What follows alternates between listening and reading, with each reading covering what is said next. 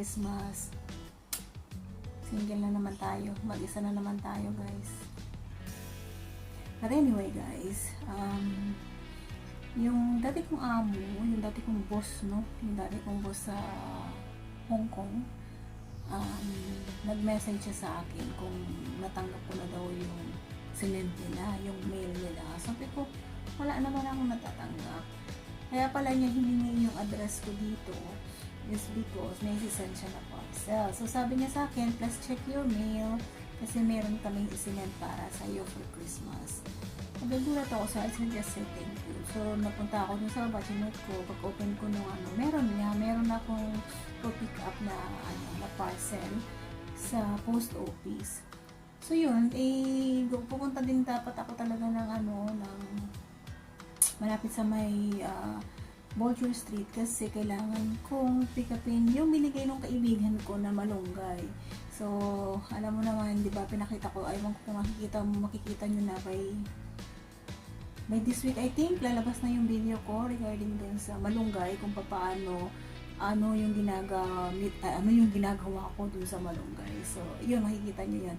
And, dumaan ako doon, so sabi niya sa akin, Mars, daan ka dito kasi meron akong ampalaya, tapos meron din siyang malunggay. So yung malunggay, iniwan niya doon sa bakod ng bahay nila kasi ginagawa yung house nila, so wala sila ngayon dyan. So iniwan niya lang doon. So pumunta ako, nagdaan ako, at the same time, dumaan ako doon sa post office para i-pick up ko yung aking gift mula sa aking mga amo na yung mga boss ko sa Hong Kong. Yung huling-huling boss ko before ako nagpunta ng Australia. So, napaka-generous talaga nila. No wonder kung bakit. Very blessed sila. So, blessed talaga itong mga boss ko na ito. Si Marco, at si Shane. So, thank you so much. At nandito na po yung aking parcel. Papakita ko sa inyo, guys. Hindi ko pa siya na-open. Ito siya. Napakalaki. So, yan.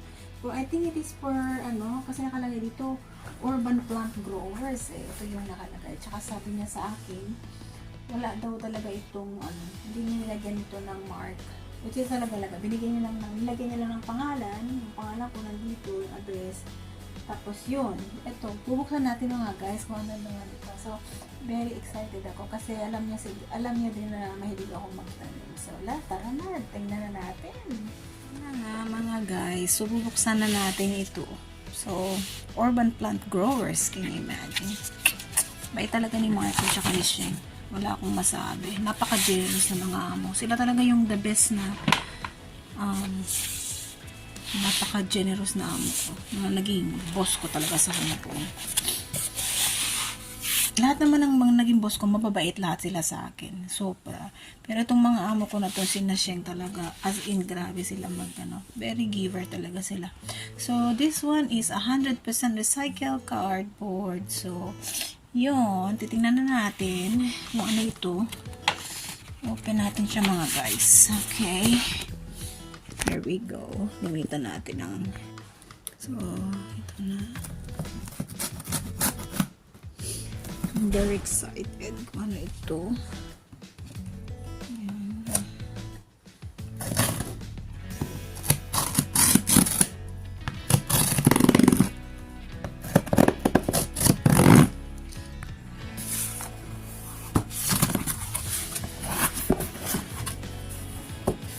Ta-da!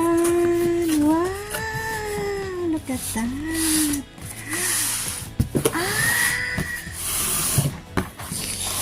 Yes! Itong ganito guys, na-remember ko, meron din sila nito sa bahay nila.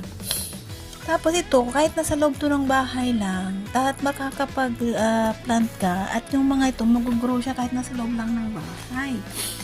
Oh my god, this is so beautiful gift. I really like it. Oh, look at this. Amazing. Thank you so much, Sheng and Marco, for the beautiful gift. Wow, amazing. Look at that. Oh, goodness. This is a hydroponically growing your plant. So, napakaganda. Meron kasi talaga nito kasi yan. May sarili na siyang lights. So, mag-grow siya. Kahit nandun lang siya sa loob ng kitchen mo, sa may kwarto mo, mag-grow talaga yung plant. So, oh my goodness. Parang, tempted na ako na gamitin, pero parang gusto ko wag ko munang gamitin sa ngayon. Alam mo kung bakit? Kasi gusto ko siyang iuwi sa Pilipinas at doon ko siya ilagay sa bahay ko. You know, napakaganda. Oh, I'm very, very, very, very thankful sa kanila.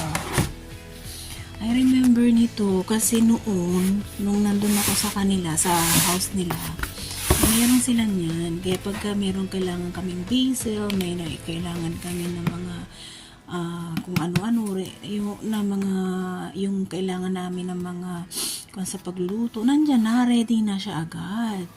So, madali lang ito guys. Sobrang dali lang ito Wow, look at that. Does not come with the grown plants pictured on the packaging. It's a no, because you need to buy your seeds and you put it in there and it will grow for you in the house. May lead light na siya guys. Tapos meron siyang wow, hydroponic nutrients. Soil contain range of nutrients that plants need to grow. By using our specially formulated hydroponic nutrient, you can feed your plants without using soil better yet. Wow, I'm very, very happy. Oh my god, this is a very nice gift. Oh my goodness guys, I like it. Very nice. Oh goodness me. I'm very happy and thankful. I'm very thankful and happy dun sa gift ng boss ko. Napakaganda. Kasi ito talaga very useful yan. Kahit nasa loob ka lang ng bahay, nandun lang siya sa may kitchen mo, kung whatever. Kasi meron na siyang sariling na tumutulong para magkaroon ng nutrients yung plants mo. So, mag-grow talaga siya. So, yun. So, sa mga herbs, the best po ito. Lalo na kung mahilig ka pong maglagay ng mga fresh herbs, ay pwedeng-pwede po yan. So, ngayon, ay excited akong gamitin. Pero ang bala ko ngayon, iuwi ko to ng Pilipinas. Hindi ko siya gagamitin. So, ngayon, hindi ko muna siya gagamitin, guys. I know it will, I can keep it in a while. So, yeah, thank you so much, Sheng and Marco. I really appreciate the gift. Oh my God. So thankful.